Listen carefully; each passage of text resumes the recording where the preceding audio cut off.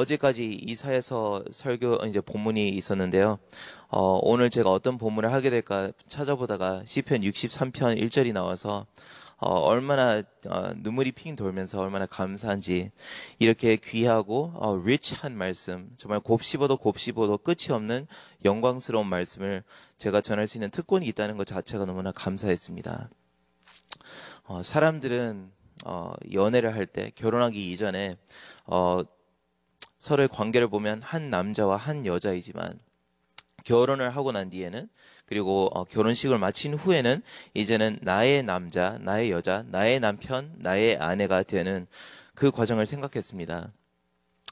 소유 대명사 하나가 바뀌었을 뿐, 나의 사람이 되었다는 것 뿐이지만, 그 변화로 말미암아서 남녀는 모든 것이 달라집니다.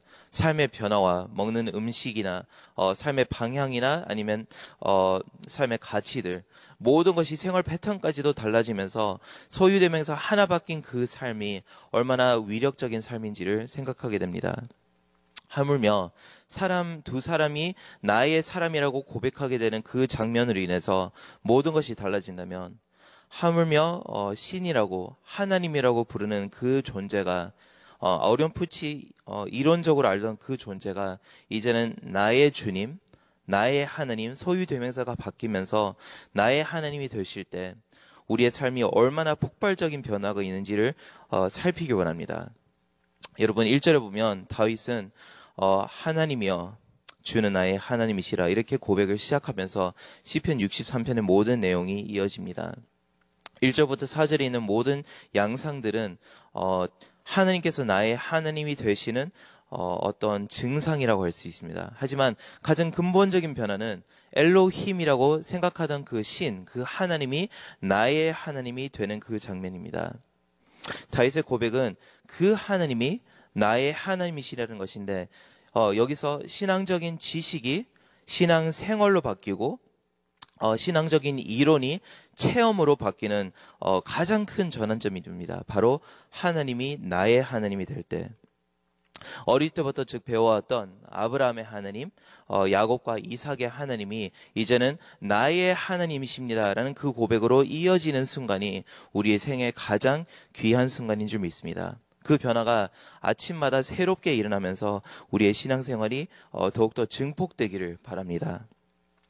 이 변화가 일어나기 이전에는 이론적인 그 하나님을 알 때 우리는 예배를 드리면서 예배를 드리는 결과로 그저 지식이나 알미나 인생의 팁들을, 유용한 생활 팁들을 얻기를 원할 수 있지만, 이제는 나의 하나님으로 맞이하는 순간에 하나님으로부터 얻는 것이 무엇이냐, 생명 그 자체, 욕구 그 자체, 비전 그 자체, 모든 것을 하나님으로부터 얻게 되는 것입니다. 오직 하나님이 나의 하나님이 될 때. 언제나 하나님을 논하는 사람들이 많이 있는 시대에 있습니다. 개구리를 해부하듯이 무신론자들은 하나님을 도마 위에 올려놓고 해부하려고 하는 사람들이 많이 있습니다. 하나님의 성품, 하나님의 특징, 하나님의 이름들, 하나님의 능력들. 하지만 신학적인 지식은 풍성하나 관계적인 지식이 없는 시대가 되었습니다. 관계적인 지식. 정작 하나님의 관계에 대해서 생각할 때는 여전히 12살 때 아니면 중학교 몇 학년 때 하나님을 처음 붙잡았던 그 관계적인 알은 거기서 끝나버린 상태에서 그 뒤로 성경 공부 뒤에 성경 공부를 거듭하면서 오직 지식만이 늘어난 경우가 얼마나 많은지. 그런데 다시 하나님과의 관계에 대해서 여쭤볼 때는 하나님 나를 사랑하신 것 같아 라는 중학교 때의 신앙으로 돌아가는 사람들이 얼마나 많은지 모릅니다. 그렇다면 어떻게 해야 이 추상적인 하나님이 나의 하나님이 될까요? 다윗이 이 시편을 썼을 때 환경, 즉 고난이라는 환경 가운데서 하나님께서 나의 하나님이라고 고백하게 됩니다. 시편 63편의 소제목은 다윗 왕이 유다의 광야에 있었을 때 쓴 시편이라고 되어 있습니다. 사울 왕에게서 피할 때 혹은 압살롬에게서 피할 때 두 가지 경우에 유다의 광야에서 다윗이 생활을 했는데요. 사울에게서 도망다니던 시절에 다윗은 합법적인 왕이 아니었습니다. 하지만 11절을 보면 자신을 일컬어서 왕은, 스스로를 왕이라고 말하는 것을 보면 사울이 살아있을 당시에는 했던 고백이 아니었을 것으로 봅니다. 즉 이 당시에 다윗이 처한 상황은 압살롬 자기의 아들로 인해서 쫓겨다니던 그러한 광야 생활이었습니다. 제가 지금 아들이 2살 반인데 그 아들이 나중에 커서 나를 죽이려고 하는 그 시기가 만약에 있다고 생각하면 지금도 뼈가 녹아내리는데, 다윗이 하느님을 나의 하나님으로 붙잡았던 그 순간이 언제였냐? 압살롬이 자기를 쫓아다니던 상황이 아무리 어쩔 수 없는 상황이 되었을 때 하느님을 나의 하나님으로 실제하기 시작했던 것입니다. 여러분, 암 말기 어떤 사람이 America's Got Talent라는 탤런트 쇼에 나가서 It's OK라는 노래를 부르면서 Evie Clare이라는 사람이 그 골든벨을 울리면서 그 상금을 탔습니다. 그런데 그 사람의 블로그를 보면 암 말기가 여러분 거듭되면서 이제 몇 개월밖에 살 수 없다는 진단이 나왔을 때 블로그에서 뭐라고 썼냐면 God met me on the bathroom floor. 하느님께서 나의 하나님이 되신 순간이 어디였나? 화장실 땅바닥에서 울며 뒹굴 때. 여러분, 하나님께서 우리를 만나시는 그 가장 처참한 순간들이 있습니다. 하지만 그 순간들이 정말 하느님께서 나의 하나님이 되실 수 있는 기회라는 것입니다. 그 가장 어려운 순간들이 망하는 길이 아니고 저희들이 죽을 것 같은 상황이지만 가장 하나님께서 보시기에 합당한 시간인 이유는 주님이 주님다운 순간이 되기 때문에 그렇고, 막연하게 알던 하나님이 이제는 언약적인 관계로 얼마나 그 하나님이 사랑스럽고 얼마나 깊으시고 얼마나 위대한 하나님인지 알 수 있는 그 화장실 땅바닥이기 때문에 그렇습니다. 성도님 여러분, 혹시 저희가 지금 당면한 이슈, 정말 말 못할 어려움, 말 못할 부끄러움, 이 모든 상황들이 저에게 있는 것이 십자가를 통해서 세워진 저희와 하나님의 언약 관계를 확인할 수 있는 하나님의 은혜인 줄 믿습니다. 욥의 고백처럼 말로만 듣던 그 하나님이 이제는 나의 눈으로 뵙게 되어서 죄 속에서 회개하는, 그리고 하나님께 감사드리는 오늘 예배가 되길 바랍니다. 그렇다면 이 추상적인 하나님이 십자가의 언약으로 인해서 나의 하나님으로 맞이할 때 일어나는 증상들, 변화들이 1절부터 4절까지 쭉 4개가 이어집니다. 간단히 살펴보고 은혜를 나누겠습니다. 첫 번째로 하나님이 나의 하나님이 될 때 욕구의 변화가 생깁니다. 욕구의 변화. 관계적인 삶이 형성되면 그 다음에는 우리의 바램들과 우리의 미적인 욕구가 발동되기 시작하면서 이제는 신령한 것들을 원하게 됩니다. 1절에 보면 내가 간절히 주를 찾되 물이 없이 마르고 황폐한 땅에서 내 영혼이 주를 갈망하면서 내 육체가 주를 앙모하나이다. 이렇게 사모하는 시적인 표현을 쓰면서 다윗은 어쩌면 유다 광야를 바라보면서 목이 마른 것 같이 하나님을 사모하는 그 어떤 지식이 어떤 막연한 지식이 아니라 정말 나의 뱃속까지, 창자까지 끌어오르는 그 욕구로 바뀌게 된다는 것입니다. 여러분, 주님을 만나고 체험하니 얼마나 달콤하고 얼마나 나의 모든 만족들을 채워주시는지, 이제는 나의 소원들이 계속 주님이 되고 나의 바람들이 계속 주님이 되면서 그냥 평상시에 주님이 사모된다는 것입니다. 이것이 어떤 이론적인 과학적인 하나님에 대한 원함이 아니라 물 없이 황폐한 땅에서 일어나는 원초적인 갈증, 이것은 어떤 이론적인 얘기가 아니라 중독의 수준, 미각의 이슈, 평상시에 계속 주님이 생각나고 좋고 의지가 되는 그러한 관계적인 신앙으로 바뀌게 됩니다. C.S. 루이스가 말합니다. 목이 마르다는 것은 물이 간접적으로 존재한다는 증명이 되고, 배가 고프다는 것은 어디선가 음식이라는 것이 존재한다는 간접적인 증명인데, 하지만 이 땅 가운데서 아무리 찾아도 이 땅 가운데서 만족되지 않는 어떤 필요, 어떤 욕구가 있다면 그것은 우리가 다른 세상을 위해 만들어졌다는 증거가 될 뿐만 아니라 그 하나님에 대한 영광이 된다는 것입니다. 여러분, 우리가 하나님만을 원하는 삶을 계속 되풀이하면서 살 때는 저희들에게는 하나님이 존재하고 천국이 존재한다는 증거가 될 뿐만 아니라 온 세상 가운데 하나님의 영광을 알리는 방법이 됩니다. 내가 오직 주님만을 원하기 때문에. 여러분, 우리의 갈증 혹은 우리의 욕구가 이 땅의 것에서 만족되면 안 됩니다. 이 땅의 것으로 만족되는 것이 아니라 신령한 것, 하나님의 것, 주의 인자하심, 예수님의 그 이름 그 자체가 우리의 중독이 되기를 원합니다. 그것이 하나님이 나의 하나님이 될 때, 예수님을 사모하게 됩니다. 그 변화가 오늘 아침에도 우리에게 있기를 바랍니다. 두 번째로 의지하는 대상이 달라집니다. 참으로 하나님을 알게 되고 하나님이 나의 하나님이 될 때 우리는 이제 하나님을 의지하게 됩니다. 2절에 보면 내가 주의 권능과 영광을 보기 위하여 이와 같이 성소에서 주를 바라본나이다. 왕이라면 권력이나 힘 그리고 무력과 지혜 모든 것을 갖춘 난 사람 중에 난 사람입니다. 그것이 왕인데 하지만 자신의 아들 압살롬이 개입되고 자기를 쫓아다니는 존재가 압살롬이 되니까 이제는 자기의 권능, 자기의 지식, 자기의 지혜가 한낱 쓸모가 없는 것임을 알게 되었습니다. 아들이 쫓아다니는데 아무리 군대가 있어도 어떻게 합니까? 힘과 무력으로 비뚤어진 아들을 제압하고자 하고 누르자고 생각하니까 아빠로서의 억장이 무너지고 그대로 방치하자니 이스라엘의 왕국이 타락을 할 것을 알기 때문에 어떻게 할 줄 몰라서 할 수 있는 유일한 것은 무엇이죠? 전능자를 성소에서 찾는 것. 하나님을 성소에서 찾아서 부르짖는 것입니다. 자기의 권능과 영광이 휴지 쪼가리처럼 느껴지는 그 순간에 우리는 다른 분의 권능, 다른 사람의 영광을 사모하게 됩니다. 2절에 보면 내가 주의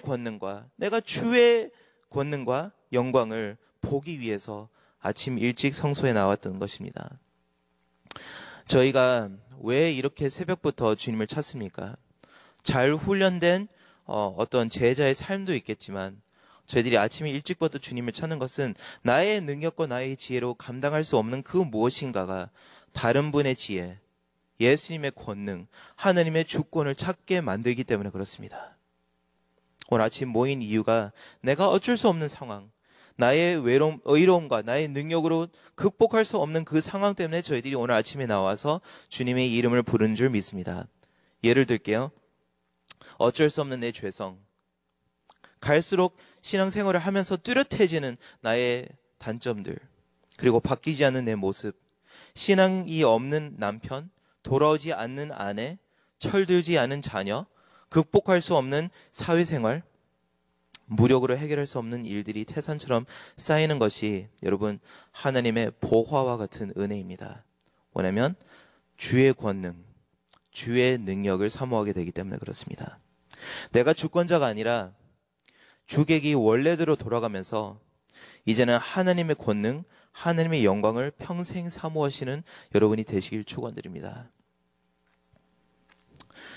세 번째로 하나님이 나의 하나님이 될 때 가치관의 혁명이 일어납니다. 가치관의 혁명. 하나님과의 관계가 생기고 거듭 하나님을 의지하고 거듭 그 하나님의 영광을 성소에서 바라보다면 얼마나 미쁘시고 얼마나 아름다운지를 깨닫는 순간에 이제는 궁극적인 모든 가치관이 뒤바뀌면서 혁명이 일어납니다. 이제는 내가 중요한 것이 아니라 하나님이 중요합니다. 나의 삶이 중요한 것이 아니라 하나님께서 우주의 중심이 되어야만 나의 삶의 모든 행복들이 성립이 되기 시작합니다. 3절을 보면 주의 인자하심이 나의 생명보다 나음으로 내 입술이 주를 영원히 찬양할 것입니다. 얼마 전에 칼빈주의의 예정론에 대해서 불평한 마음을 가지고 있던 성도님과 대화를 했습니다. 하나님이 어떻게 하면 우리의 자유의지와 상관없이 우리를 구원하시고 아니면 우리를 지옥으로 보내냐면서 하나님을 굉장히 그 예정론에 대해서 굉장히 불편한 마음을 가지고 있었습니다. 하지만 여러분, 하나님은 무조건 영광을 받으실 분이고 무조건 영광을 받으셔야 합니다. 죄인은 지옥에 감으로써 하나님의 정의를 나타낼 것이고 은혜를 입은 죄인이 천국에 감으로써 우리는 하나님의 인자하심을 나타내면서 모든 존재가 어차피 하나님께 영광을 돌리도록 되어 있습니다. 이런 생각을 가지면서 내가 지옥에 가는 것조차 하나님께 영광이 된다는 것이 고백이 될 때 여러분 인본주의가 신본주의로 바뀌면서 이제는 가치관의 혁명이 일어납니다. 주님이 오늘 잘 되어야 할 텐데, 주님이 오늘 알려져야 될 텐데, 나의 삶을 통해서 오늘 주님이 중심이 되어야 할 텐데라는 그 고백이 나타날 줄 믿습니다. 여러분, 주의 인자가 생명보다 나음으로 어찌 되었든지 내 입술이 평생 움직이는 한 주님을 찬양할 것이니라는 고백이 어제 탈리반이 아프가니스탄을 점령했다는 소식을 오랜만에 처음으로 봤는데요.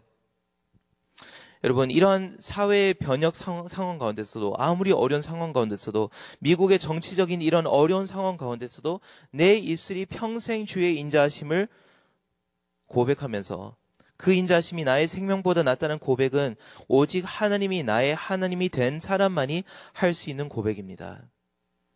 왜냐하면 하나님이 더 중요하거든요. 사회의 변동보다는 하나님의 영광이 더 중요하기 때문에 그렇습니다. 그런데 얼마나 다행입니까?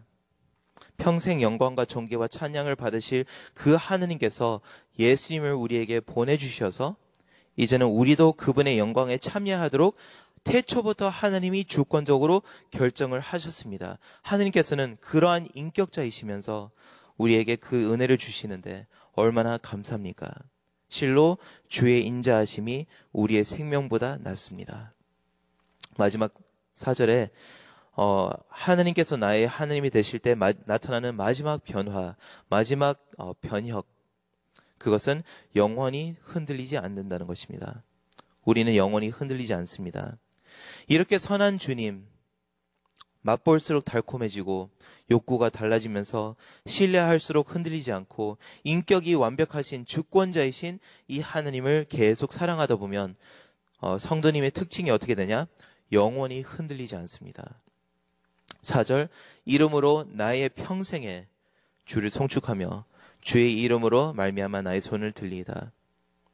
사랑하는 성도님 여러분, 우리의 짧은 인생에 주의 이름 말고 다른 것으로 손을 들 시간이 없습니다.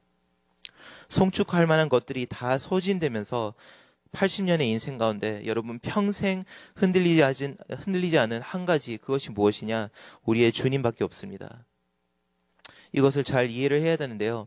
우리의 신념이 확고해서 하나님이 흔들리지 않은 것이 아니라 우리의 내면 세계가 갈수록 안정화되면서 성화되기 때문에 우리의 평생 흔들리지 않는 것이 아니라 우리의 신뢰하는 대상, 믿음의 대상, 하나님께서 반석이시기 때문에 우리가 영원히 흔들리지 않는다는 것입니다.